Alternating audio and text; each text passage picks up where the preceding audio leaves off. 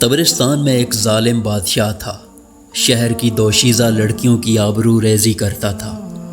ایک مرتبہ ایک بڑھیا حضرت شیخ ابو سعید قصاب رحمۃ اللہ علیہ کی خدمت میں گریہ زاری کرتی ہوئی آئی اور فریاد کی کہ حضور میری دستگیری فرمائیں۔ بادشاہ نے مجھے کہلوایا ہے کہ آج وہ میری بیٹی کی عزت لوٹنے والا ہے۔ یہ منحوس خبر سن کر آپ کی خدمت میں بھاگ آئی ہوں کہ شاید آپ کی دعا سے اس بلا کو ٹالا جا سکے۔ شیخ ابو سعید قصاب نے ضعیفہ کی بات سن کر کچھ دیر کے لیے سر جھکائے رکھا۔ اس کے بعد سر اٹھا کر فرمایا، بوڑھی ماں، زندوں کے اندر تو ایسا کوئی مستجاب الدعوات نہیں رہا۔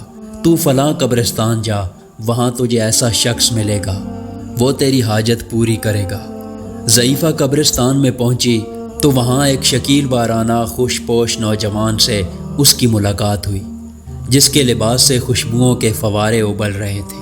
ضعیفہ نے سلام کیا اور جواب کے بعد نوجوان نے ضعیفہ کے احوال پوچھے۔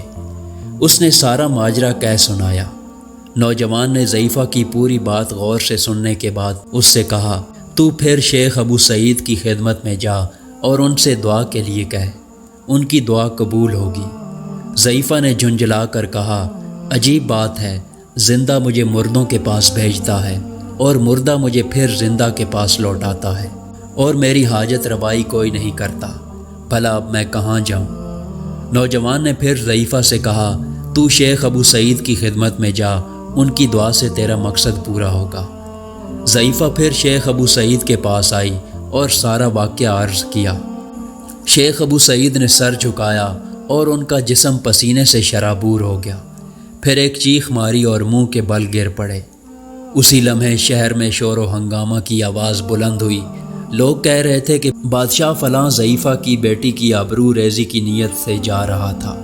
راستے میں اس کے گھوڑے نے ٹھوکر کھائی اور وہ گھوڑے سے گرا تو اس کی گردن ٹوٹ گئی اور فوراً مر گیا۔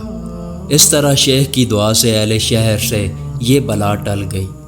بعد میں لوگوں نے شیخ سے دریافت کیا کہ آپ نے ضعیفہ کو قبرستان کیوں بھیجا اور پہلے ہی آپ نے دعا کیوں نہ فرما دی؟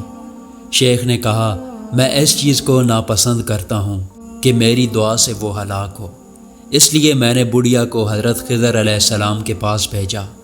انہوں نے اسے پھر میرے پاس بھیجا کہ ایسے پلید انسان کے لیے بد دعا کرنا جائز ہے۔